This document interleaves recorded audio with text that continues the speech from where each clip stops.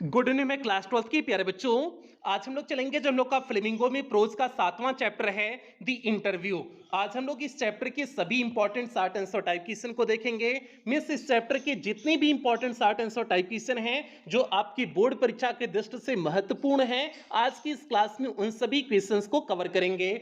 और इस सेशन का हम लोग का इंग्लिश में टारगेट है 100 आउट ऑफ 100 मार्क्स लाना, इसलिए आपकी जिम्मेदारी और भी बढ़ जाती है। जितनी भी इंपॉर्टेंट क्लासेस आपको यूट्यूब पर दी जा रही हैं, आप सभी इंपॉर्टेंट क्लासेस को अटेंड करेंगे, किसी भी क्लास को आप मिस नहीं करेंगे। और अभी तक जितनी भी इंपॉर्टेंट क्लासेस हो चुकी हैं, यदि उनमें से आपकी कोई भी क्लास छूटी हो तो आप चैनल की प्लेलिस्ट में जाएंगे। चैनल की प्लेलिस्ट में जाएंगे तो वहां पर आपको English class 12th important classes करके प्लेलिस्ट मिल जाएगी। और उस प्लेलिस्ट में अभी तक जितनी भी इंपॉर्टेंट क्लासेस चली हुई हैं, सारी क्लासेस एक सीरियल वाइज लगी हुई हैं, तो जहां से भी आपका छूटा हो आप वहां से देख करके पूरा कर सकते हैं। इसके साथ साथ जो भी बच्चे अभी तक पेड क्लास में एडमिशन नहीं लिए हुए हैं, और यदि आप पेड क्लास में एडमिशन लेना चाहते हैं तो यहां पर जो आपको नंबर दिया गया है 7392937172 करके जो आपको नंबर दिया गया है, आप इस नंबर पे कॉल करके पेड क्लास में एडमिशन ले सकते हैं। बाकी बच्चों पूरा प्रोसेस की पेड क्लास में एडमिशन कैसे लें,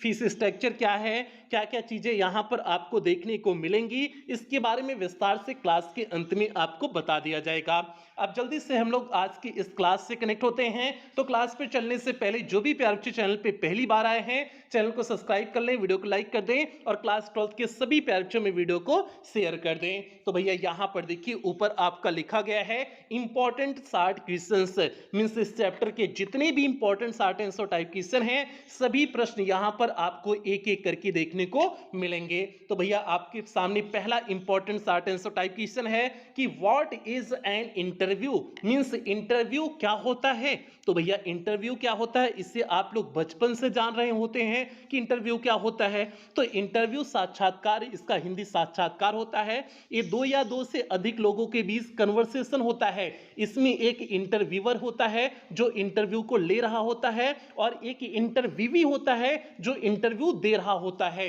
तो इंटरव्यूअर क्या करता है, कुछ प्रश्न पूछता है, किससे, इंटरव्यूवी से कुछ प्रश्न या जानकारी जो है इकट्ठा करने की कोशिश करता है।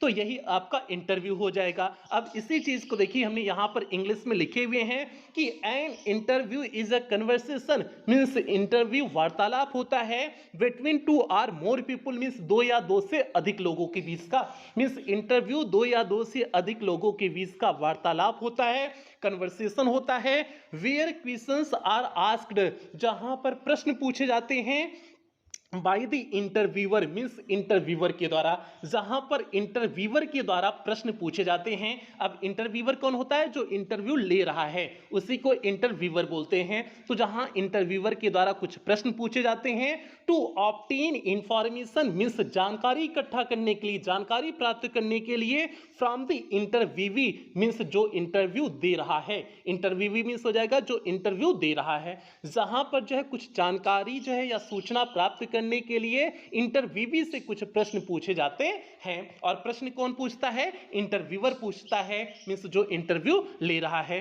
तो यही आपका क्या होता है, इंटरव्यू होता है। सिंपल सी बात है, इसमें दो या दो से अधिक लोगों के बीच का एक कन्वर्सेशन होता है, वार्तालाप होता है, जिसमें इंटरव्यूअर कुछ प्रश्न पूछता है, किससे, इंटरव्यूवी से कुछ प्रश्न या जानकारी इकट्ठा करने की कोशिश करता है। तो भैया ये हो गया। एक बार और इस प्रश्न का उत्तर देख लीजिए, उसके बाद हम लोग दूसरे important short answer type question की तरफ आगे बढ़ेंगे। प्रश्न का उत्तर कुछ इस तरह से है, an interview is a conversation between two or more people where questions are asked by the interviewer to obtain information from the interviewee. अगले प्रश्न की तरफ बढ़ते हैं। तो यहां पर देखिए आपके सामने दूसरा important short answer type question है, Who will hear read, यहां पर कौन पढ़ सकेगा, एन इंटरव्यू मींस इंटरव्यू के बारे में, at some points in their lifes, अपने जीवन के किसी पड़ाव पर, मींस जीवन के कुछ पड़ाव पर किसने साक्षात्कार को पढ़ा होगा? तो भैया किसने पढ़ा होगा? यहां पर लगभग सभी जो है व्यक्ति साक्षात्कार के बारे में पढ़े होंगे। अपने जीवन के किसी भी पड़ाव पर लगभग सभी व्यक्ति साक्षात्कार का सामना किए होंगे और साक्षात्कार के बारे में पढ़े होंगे। वही चीज हमने देखी इस प्रश्न के उत्तर में लिखे हुए हैं, ऑलमोस्ट एवरीबॉडी मींस लगभग सभी व्यक्ति, हु इज लिटरेट जो पढ़े लिखे हुए हैं, मींस लगभग सभी व्यक्ति जो पढ़े लिखे हुए हैं, will here read an interview वह जो है इंटरव्यू के बारे में पढ़े होंगे at some points in their lifes means अपने जीवन के किसी पड़ाव पर। मीन्स जो भी व्यक्ति जो है यहाँ पर सभी व्यक्ति जो पढ़े लिखे हुए हैं वे अपने जीवन के किसी भी पड़ाव पर इंटरव्यू के बारे में क्या होंगे?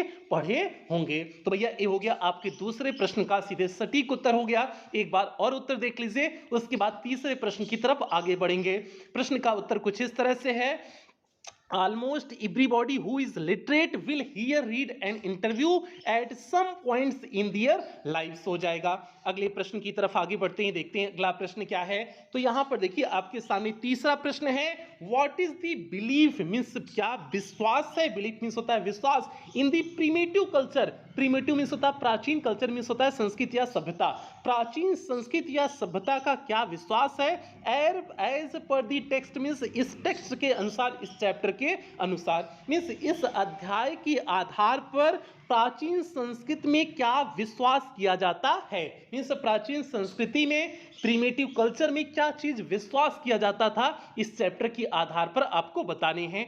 तो भैया क्या चीज विश्वास किया जाता था? यही विश्वास किया जाता था ना कि अगर आप किसी व्यक्ति की फोटो ले रहे हैं तो ऐसा माना जाता था कि आप उसकी अंतरात्मा निकाल लिए हुए हैं। ठीक है, यही चीज माना जाता था ना कि आप उसकी अंतरात्मा स्टील कर लिए, चुरा लिए हुए हैं। तो यही हो जाएगा इस प्रश्न का उत्तर। यही प्रिमिटिव थॉट था, मींस जो है पहले की विचार, प्राचीन विचार था कि अगर आप किसी की फोटो ले रहे हैं तो ऐसा माना जाता था कि आप उसकी आत्मा को चुरा ले रहे हैं। ठीक है, अब तो भैया रोजे जो है 25 फोटो सब लेते हैं और 25 फोटो 25 ढंग का मुंह बना करके लड़की लोग सेल्फी लेती हैं। ठीक है, लड़कियां लोग जब सेल्फी लेती है ना, इनका मुंह 25 ढंग का बनता है, कब जीभ बाहर निकलेगी, कब हुक्का बाहर निकलेगा, तो भैया 25 ढंग का इनका मुंह बनता है। ठीक है, तो अब तो ये, लेकिन पहले का थॉट्स क्या था कि अगर किसी की आप फोटो ले रहे हैं तो जो है ऐसा माना जाता था कि आप उसकी आत्मा को चुरा लिए हुए हैं। ठीक है, अब यहां पर देखिए इस प्रश्न के उत्तर में इसी चीज को लिखे हुए हैं, इन दी प्रिमिटिव कल्चर मींस जो है प्राचीन संस्कृति या सभ्यता में, इट इज बिलीव ऐसा माना जाता था that if one takes a photographic portrait, की यदि आप किसी की तस्वीर ले रहे हैं ऑफ समबॉडी मींस किसी भी व्यक्ति के, then one is stealing that person soul, तब वह व्यक्ति उसकी अंतरात्मा को चुरा रहा है। मानो कि तब वह व्यक्ति उसकी अंतरात्मा को क्या कर रहा है? चुरा ले रहा है। मींस यदि आप किसी की तस्वीर ले रहे हैं, ऐसा होता है कि तब आप उसकी अंतरात्मा चुरा रहे हैं। तो ये चीज हमने इस प्रश्न के उत्तर में लिखे हुए हैं। तो एक बार और उत्तर देख लीजिए, उसके बाद चौथे important short answer type question की तरफ आगे बढ़ेंगे।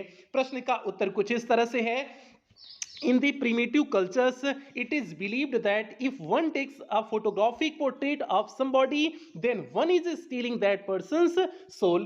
अगला प्रश्न है आपका चौथा प्रश्न, यहां पर देखिए एक बार जल्दी से सभी प्यारे वीडियो को लाइक कर दें, जितने भी प्यारे अभी तक वीडियो को लाइक नहीं किए जल्दी से लाइक कर दें। यहां पर देखिए चौथा प्रश्न आपके सामने है, Who was Caroline means Caroline कौन थी? Who was कैरोलिन, कैरोलिन कौन थी? तो भैया कैरोलिन रुडयार्ड किपलिंग की क्या थी? वाइफ थी, पत्नी थी। अगला प्रश्न है, What did she write in her diary? वह अपने डायरी में क्या लिखती हैं? तो भैया वह अपने डायरी में यही बात लिखती है ना कि उनका पीछा दो जो है दुष्ट जो है रिपोर्टर के द्वारा उनका पीछा किया गया था, तो इसी चीज को अपनी डायरी में लिखती हैं। तो यहां पर देखिए उसी चीज को लिखे हुए हैं। तो अब दो प्रश्न इसमें पूछा गया, दोनों प्रश्न का उत्तर देखिए कैसे लिखे हुए हैं कि Caroline was wife of Rudyard Kipling. पहले प्रश्न का उत्तर हो गया कि कैरोलिन कौन थी, तो पहले प्रश्न का उत्तर हो गया कि रुडयार्ड किपलिंग की वाइफ थी मींस पत्नी थी। अब जो दूसरा प्रश्न पूछा गया कि what did she write in her diary, वह अपने डायरी में क्या लिखती हैं, तो यहां पर देखिए लिखे हुए हैं, सी रोट इन हर डायरी, वह अपने डायरी में लिखती हैं फॉर 14 अक्टूबर 1892 मींस 14 अक्टूबर 1892 को अपने डायरी में लिखती हैं कि that their day was wrecked, कि उनका जो है दिन बर्बाद कर दिया गया by 2 reporters from Boston, means Boston के 2 जो है रिपोर्टर्स के द्वारा उनका दिन क्या कर दिया गया, रिकेट कर दिया गया, मींस बर्बाद कर दिया गया, नष्ट कर दिया गया। इसी चीज को वह जो है अपने जो है डायरी में लिखती है ना, तो इसी चीज को हमने यहाँ पर इस प्रश्न के उत्तर में लिख दिए हुए हैं। एक बार जल्दी से इस प्रश्न का और उत्तर देख लीजिए, उसके बाद हम लोग 5वें important short answer type question की तरफ आगे बढ़ते हैं। तो यहाँ पर प्रश्न का उत्तर कुछ इस तरह से है, Caroline was wife of Rudyard Kipling, she wrote in her diary for 14 October 1892 that their day was wrecked by 2 reporters from Boston हो जाएगा।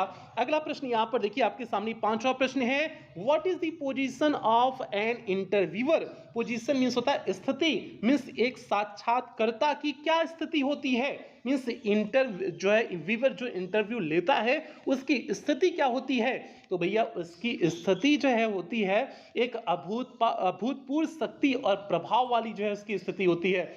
माना जाता है कि उसके पास एक बहुत बड़ी शक्ति है और उसका बहुत बड़ा प्रभाव है जो इंटरव्यू लेता है। तो उसी चीज को आपको इस प्रश्न के उत्तर में लिख देने हैं। देखिए लिखे हुए हैं, The interviewer holds a position of unprecedented power and influence.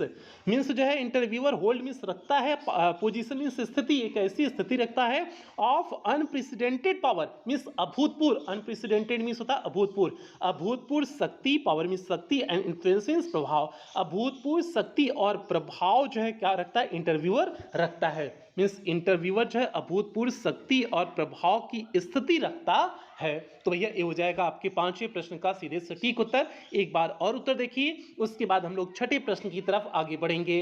प्रश्न का उत्तर कुछ इस तरह से है, the interviewer holds a position of unprecedented power and influence हो जाएगा। अब यहां पर देखिए आपके सामने 6ठा प्रश्न है, 6ठा important short answer type question है, who was Umberto Eco. Who was कौन थे, Umberto Eco means Umberto Eco. तो अम्बर्टो इको कौन थे, तो भैया ये जो है बोलोंगो यूनिवर्सिटी, इटली में बोलोंगो जो है यूनिवर्सिटी के क्या थे, एक प्रोफेसर थे और एक फेमस नोवेलिस्ट थे, मींस उपन्यासकार थे। तो उसी चीज को देखिए इस प्रश्न के उत्तर में लिखे हुए हैं, Umberto Eco was a professor. Umberto Eco एक प्रोफेसर थे at the University of Bologna in Italy. Italy के बोलोंगना जो है बोलोंगना यूनिवर्सिटी में एक क्या थे, प्रोफेसर थे एंड अ फेमस नोवेलिस्ट और एक प्रसिद्ध जो है उपन्यासकार थे। तो भैया ये हो गया आपके 6ठे प्रश्न का सीधे सटीक उत्तर हो गया कि Umberto Eco was a professor at the University of Bologna in Italy and a famous novelist. उम्मीद करते हैं आप समझ गए होंगे इस प्रश्न के उत्तर को। आगे बढ़ते हैं 7वें प्रश्न की तरफ, देखते हैं 7वां प्रश्न क्या है। तो यहां पर देखिए आपके सामने 7वां प्रश्न है, Which were the fields of works of Umberto Eco. Means Umberto Eco का फील्ड क्या था, मीन्स उनका क्षेत्र क्या था, कार्य क्षेत्र क्या था। मीन्स अम्बर्टो इको के कार्य क्षेत्र कौन कौन से थे। तो भैया उनका कार्य क्षेत्र बहुत था, सिमोटीज पे कार्य क्षेत्र था, लिटरेरी इंटरप्रिटेशन कार्य क्षेत्र था, मिडाइवल एस्थेटिक्स कार्य क्षेत्र था, फिक्शन का कार्य क्षेत्र था। तो सारे कार्य क्षेत्र तो उसी को आपको एक एक करके लिख देना है। तो यहाँ पर देखिए लिखे हुए हैं, Umberto echoes fields of work. Means जो है अम्बर्टो इको का कार्य क्षेत्र, वर्क मीन्स था ऑन सिमियोटीज।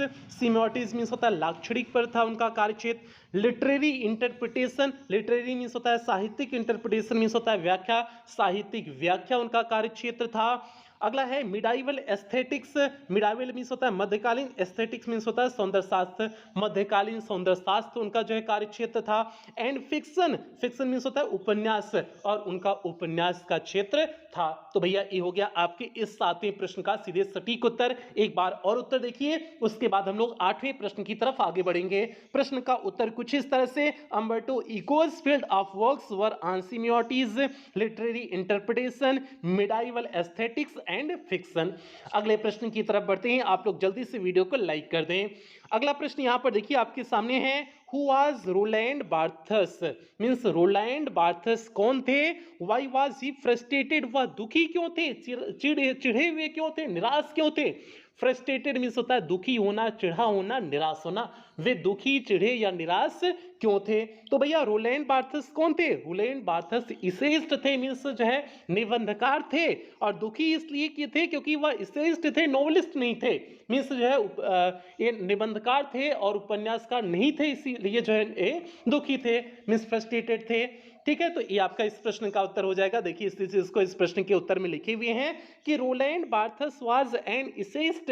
रोलैंड बार्थेड एक बार्थेस क्या थे? इसेइस्ट मीन्स जो है निबंधकार थे। ही वॉज फ्रस्ट्रेटेड, वह दुखी थे, निराश थे, बिकॉज क्योंकि ही वॉज एन इसेइस्ट, क्योंकि वह एक निबंधकार थे, एंड नॉट अ नोवेलिस्ट, वह उपन्यासकार नहीं थे, इसीलिए वह दुखी थे। तो आपका ये 8वें प्रश्न का सीधे सटीक उत्तर हो गया। एक बार और आप इस प्रश्न का उत्तर देख लीजिए, उसके बाद 9वें और अंतिम शॉर्ट आंसर टाइप क्वेश्चन की तरफ बढ़ते हैं। प्रश्न का उत्तर है Roland Barthes was an essayist, he was frustrated because he was an essayist, not a novelist. अगले important short answer type question की तरफ बढ़ते हैं। तो यहां पर देखिए आपका अंतिम important short answer type question है आज की इस क्लास का। ठीक है, प्रश्न का है what was the name of the rose, means the name of the rose क्या था? तो भैया the name of the rose जो एक फेमस नोवेल था ना, एक प्रसिद्ध उपन्यास था ना, जो अम्बर्टो इको के द्वारा लिखा गया था, उसी चीज को आपको इस प्रश्न के उत्तर में लिख देने हैं। अब देखिए लिखे हुए हैं The name of the Rose was a famous novel, एक प्रसिद्ध नोवेल था, written by Italian author Umberto Eco, जो इटालियन ऑथर अम्बर्टो इको के द्वारा लिखा गया था। तो भैया ये हो गया इस 9वें प्रश्न का सीधे सटीक उत्तर हो गया। उम्मीद करते हैं आपको सभी प्रश्न का उत्तर अच्छी तरह से समझ में आ गया होगा, कहीं पर भी किसी भी प्रश्न में कोई दिक्कत नहीं हुई होगी, और ये सारे प्रश्न आपकी बोर्ड परीक्षा की दृष्टि से महत्वपूर्ण है। कोई भी इसमें आज की इस क्लास में कोई भी ऐसा प्रश्न नहीं है जो हमने फर्जी कराए हुए हैं, सभी प्लस प्रश्न इंपॉर्टेंट क्वेश्चन है। बाकी पैरचे जो भी पैरचे अभी तक पेड क्लास में एडमिशन नहीं लिए हुए हैं, एक बार अब पूरा प्रोसेस बता देते हैं कि आपको पेड क्लास में क्या क्या चीजें मिलेंगी, एडमिशन आप कैसे लेंगे, सारी चीजों के बारे में बता देते हैं, फिर उसके बाद क्लास की समाप्ति करेंगे। और एक ही बात कहेंगे कि जो बच्चे नहीं लिए हुए हैं आप अपना एडमिशन करा लेना, क्योंकि उसमें सारी चीजें एकदम बेहतरीन ढंग से आपको प्रोवाइड की जा रही हैं। तो यहाँ पर देखिए आपका पेड क्लासेस फैसिलिटीज लिखा गया है कि पेड क्लास में आपको क्या क्या चीजें देखने को मिलेंगी। तो पेड क्लास में आपका इंग्लिश का कंप्लीट सिलेबस कराया जाएगा, मींस लिटरेचर प्लस ग्रामर पूरी तरह से कंप्लीट कराया जाएगा। आपको सभी क्लास का पीडीएफ प्रोवाइड किया जाता है। डेली आपकी 1 घंटे की डाउट सेशन की क्लासेस होती हैं। टेस्ट आपका वीकली और मंथली होता है, और मंथली वाले टेस्ट के साथ आपको प्राइज देखने को मिलता है। ऑल सीरीज प्रैक्टिस कराया जाता है, मींस एग्जाम के पहले जितनी भी सीरीज बोर्ड परीक्षा की आ जाती है सभी सीरीज का प्रैक्टिस कराया जाएगा।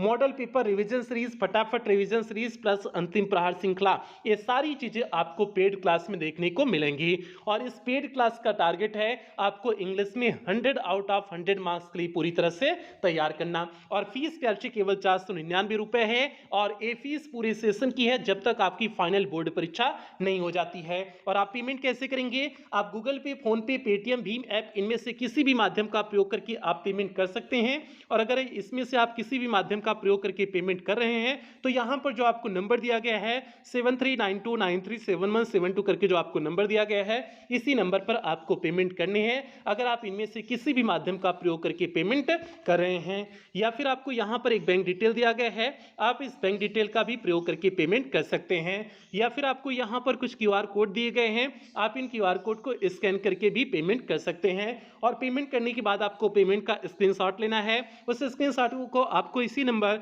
7392937172 करके जो आपको नंबर दिया गया है, इसी नंबर पर पेमेंट के स्क्रीनशॉट को व्हाट्सएप कर देने हैं। व्हाट्सएप करने के बाद आपको एक फॉर्म भेजा जाएगा, उस फॉर्म को आपको फिलअप करने होंगे। फॉर्म को फिलअप करने के बाद आपको 24 घंटे के अंदर ही पेड क्लास के ग्रुप में ऐड कर दिया जाएगा। बाकी पैसे अगर पेमेंट के रिगार्डिंग या फिर किसी भी प्रकार की कोई भी दिक्कत हो तो आप इसी नंबर पर 24 घंटा कॉल कर सकते हैं, व्हाट्सएप मैसेज कर सकते हैं, आपकी कॉल और व्हाट्सएप का रिप्लाई किया जाएगा। तो भैया ये पूरा एडमिशन प्रोसेस हो गया। उम्मीद करते हैं सभी प्यारचों को अच्छी तरह से एडमिशन प्रोसेस समझ में आ गया होगा, कहीं पर भी किसी भी प्रकार की कोई दिक्कत नहीं हुई होगी। और यही बात अंत में कहेंगे, जो भी बच्चे अभी तक एडमिशन नहीं कराए हुए हैं आप अपना एडमिशन जल्द से जल्द करा लेना, क्योंकि इसमें सारी चीजें एकदम बेहतरीन ढंग से आपको प्रोवाइड की जा रही हैं। बाकी इसके साथ साथ जो बच्चे अभी तक चैनल पे जो है पहली बार आए हैं, चैनल को जो है सब्सक्राइब कर लेंगे, वीडियो को लाइक कर देंगे, सभी बच्चा लोग में वीडियो को शेयर कर देंगे। बाकी कुछ बेहतरीन लाइनों के साथ क्लास की समाप्ति करेंगे। कौन कहता है कामयाबी किस्मत तय करती है, इरादों में दम हो तो मंजिलें भी झुका करती हैं। तो इसलिए प्यारे बच्चे, आपको किसी भी चीज़ को किस्मत के ऊपर नहीं छोड़ना है, आपको पूरी ईमानदारी से मेहनत करना है ताकि आपकी किस्मत आपके अनुसार बन सके। तो यही सभी प्यारे बच्चों से उम्मीद करते हैं। इन्हीं उम्मीदों के साथ सेशन की समाप्ति करते हैं। मिलते हैं अन्य किसी इंपॉर्टेंट क्लास के साथ। तब तक आप लोग अपना ध्यान रखें, अपने परिवार का ध्यान रखें। लव यू ऑल प्यारे बच्चों।